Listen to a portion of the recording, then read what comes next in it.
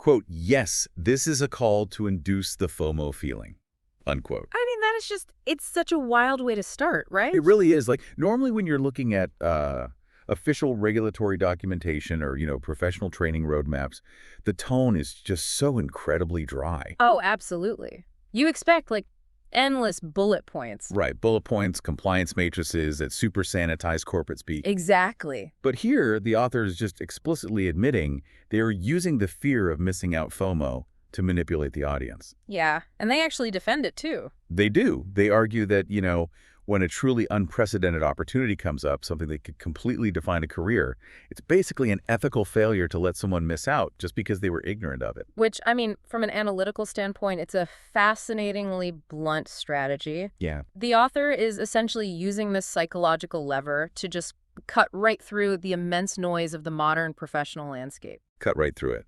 So, okay, let's unpack this for you all listening. What exactly is this massive opportunity that justifies weaponizing FOMO? Right. What's the big deal? Well, today's deep dive is exploring a real-time blueprint for the birth of a brand new profession. We're talking about the independent data auditor in India. It's a huge shift. Massive. Yeah. And this whole initiative is being driven by the Foundation of Data Protection Professionals in India, or the FDPPI.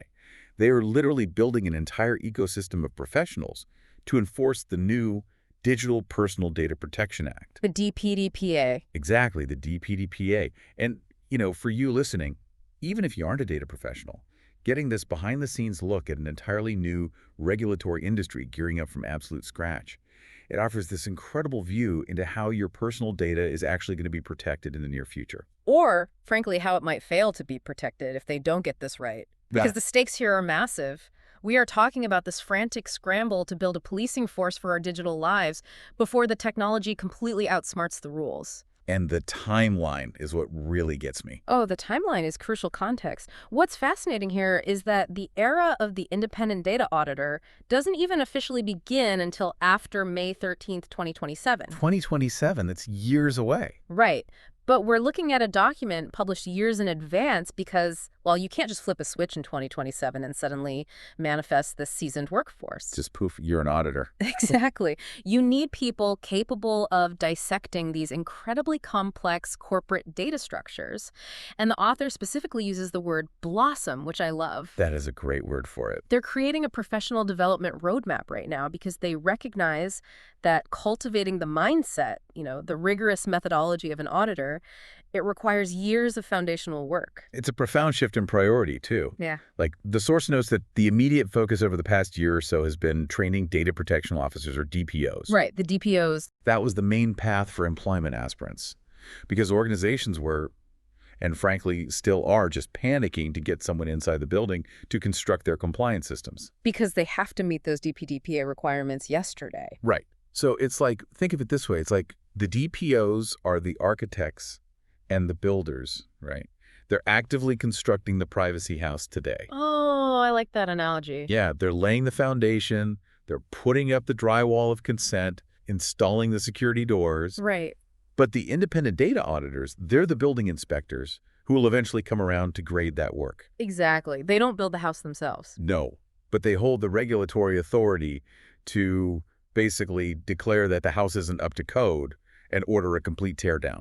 And what's really interesting in the source material is how it explicitly recognizes the friction between those two roles. Oh, for sure. Making that transition from being the builder to being the inspector, it requires a total recalibration of your perspective. You can't just flip that mental switch overnight. No, you really can't. The FDPPI realized that forcing professionals to make that leap without an intermediate step, it would be like teaching someone basic human anatomy and then immediately handing them a surgical scalpel. Right, just saying good luck in there. Exactly. Which brings us to the first major milestone in this roadmap.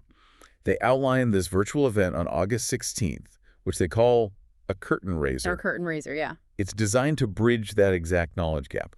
But I have to push back on the logistics here a little bit. Okay, what do you mean? Well, source says this August 16th event runs from 10:00 a.m. to at least 1:00 p.m. That's 3 hours. Right. Wait, is a 3-hour virtual crash course really enough time to completely rewire a professional's brain? Like the going from implementation to objective auditing before they even start the main certification. Well, if we connect this to the bigger picture of the FDPPI's whole curriculum, the brevity of that session actually makes structural sense. Really? How so? Because this 3-hour window, it's not their primary education. The source outlines that a lot of these participants, the alumni, they've already survived these really rigorous stage-by-stage modules. Okay, so they aren't starting from scratch. Not at all. We are talking about prior certifications like the CDPPI and the CDPPITO. Which stand for Certified Data Protection Professional for India, and then the Global Standards one. Exactly. And also the CDPODA, which focuses on the DPO and data auditor roles. So those earlier modules were basically doing all the heavy theoretical lifting. Precisely. Those programs demanded months of deep, intense focus on the actual legislation. The nuts and bolts of the laws. Right. The DPDPA, the accompanying rules, the Information Technology Act of 2000, and even the European GDPR for some international context. Wow, okay. So the alumni, they already speak the language of the law fluently. For them, the 16th is merely a recalibration. But what about the newcomers? Right. For newcomers who haven't taken those prerequisites, this curtain raiser is basically a highly compressed, critical injection of context. It focuses on the specific technical challenges that DPOs face. And the technical challenges listed in the source are phenomenal. We are moving way beyond, the basic annoyance of front-end cookie banners. Oh, it's so much deeper than cookie banners. They are dedicating significant time to consent management, data principal rights management, and data breach management. Huge topics. I mean, consent management at the enterprise level is just a technological nightmare. It really is. Like if a user revokes their consent for a specific type of algorithmic processing, the auditor has to verify exactly how that revocation propagates. And it's going through a labyrinth of legacy databases, third-party vendor APIs, active data lakes. And an auditor cannot critically evaluate a system they don't fundamentally comprehend. Exactly. They have to understand the back-end mapping of those API payloads. They need to know how the builder attempted to solve the data flow problem before they can ever determine if the solution is legally sound. And the financial strategy the FDPPI uses to get people into this August 16th session is also super interesting to dissect. The pricing model is very clever. It is. So it is entirely complimentary for anyone already registered for the main in-person auditing event that happens a few days later. Right, just bundle the prep course with the main ticket. Makes total sense. Makes sense. But if you are undecided, or maybe you're a DPO who just wants to get a glimpse of the auditor's perspective, you can pay a standalone fee of Rs 3540 for the 3-hour curtain raiser. Which establishes a moderate financial barrier to entry. It filters out the completely casual observers. Right, people who aren't serious. Exactly. But it still allows serious professionals to test the waters of this emerging industry without making a massive initial commitment. So what does this all mean? I think the most revealing detail here is the rebate structure. Oh, the rebate is fascinating. Yeah. The source guarantees that if a participant pays the Rs 3540, attends the virtual session, and then subsequently decides, hey, I want to upgrade to the full CETA program, that initial fee is fully deducted from their final tuition. That's a great deal. The author actually notes, this ensures participants never feel penalized for their initial hesitation. It is a calculated signal of supreme confidence in the quality of their curriculum. Completely. Because by financially mitigating the risk for hesitant participants, they are basically betting that just a 3-hour exposure to the complexity of this field will compel attendees to commit to the rigorous multi-day intensive. They're betting on themselves. Yes. And the author acknowledges that this specific pricing mechanism is unique to their organization. They say it might take time for the market to fully understand their intentions, which brings us full circle to why they felt that initial FOMO hook was a necessary jolt. They just need the absolute best minds in the room for the main event. Because the primary curriculum is unforgiving. Let's talk about that main event. It's the first CIDA program Certified Independent Data Auditor. Right. It takes place from August 21st to 23rd in person at the Fairfield Marriott in Bangalore. And the source document is adamant about this. The basics will not be revisited at the Marriott. No time for basics. The expectation is immediate, high-level synthesis from the moment you walk in. But wait, before they even arrive in Bangalore, the source outlines this gap week between the August 16th curtain raiser and the August 21st main event. Oh, yes, the homework. Right. Participants are instructed to dedicate this time to intensive study. The FDPPI actually assigns a syllabus. They direct attendees to reference videos and specific foundational texts, like, let me read the list: Guardians of Privacy, Wisdom Companion, DGPSI, and DGPSI AI. It's a hefty reading list. It is. I have to ask, is it genuinely realistic to expect working tech executives and senior compliance officers to consume, process, and internalize all these dense regulatory and philosophical texts in 5 days? It feels almost performative.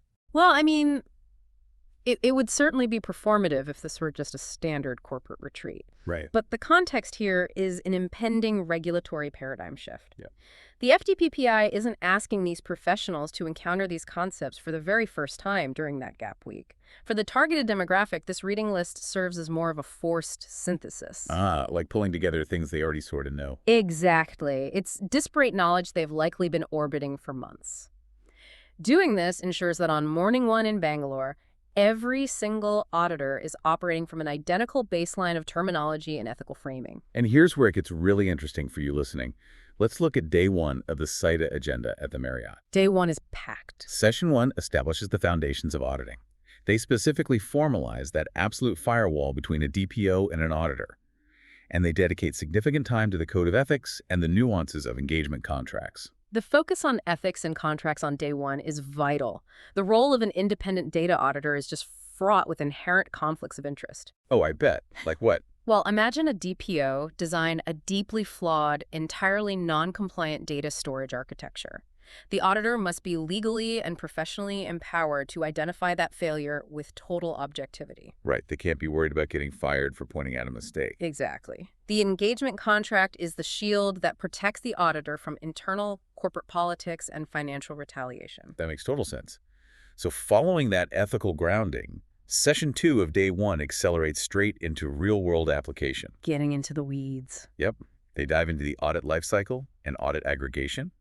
Crucially, they contrast the methodologies required for high-stakes sectors, specifically comparing banks and hospitals. And that juxtaposition of banking and healthcare, it provides an absolute masterclass in risk assessment. How so? Because a financial institution, they hold transaction histories and identity markers. If there's a breach, it results in quantifiable financial fraud. Right, you lose money. But a hospital, conversely, acts as a repository for immutable biological realities, psychiatric histories, genetic predispositions. Things you can't just change like a credit card number. Exactly. A breach at a hospital carries the risk of permanent, life-altering discrimination. An auditor simply cannot apply the same evidence collection methodologies or threat models to a hospital's ecosystem that they would to a bank's. The audit has to dynamically adapt to the fundamental nature of the data itself. Precisely. Which obviously requires an incredibly versatile toolkit. So day 2 is entirely dedicated to providing those tools. It moves heavily into statistical analysis and organizational mechanics. Heavy data science on day 2. Yeah, Session 1 looks at the DPO's implementation challenges, but purely through the auditor's lens.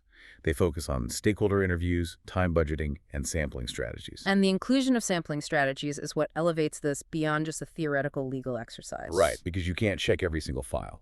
No, if a multinational corporation processes 20 million discrete data transactions a day, an auditor cannot manually review every single log. It's impossible. Right. They have to engineer a stratified statistical sampling strategy, one that's robust enough to uncover systemic, hidden non-compliance without taking a decade to execute the audit. Wow.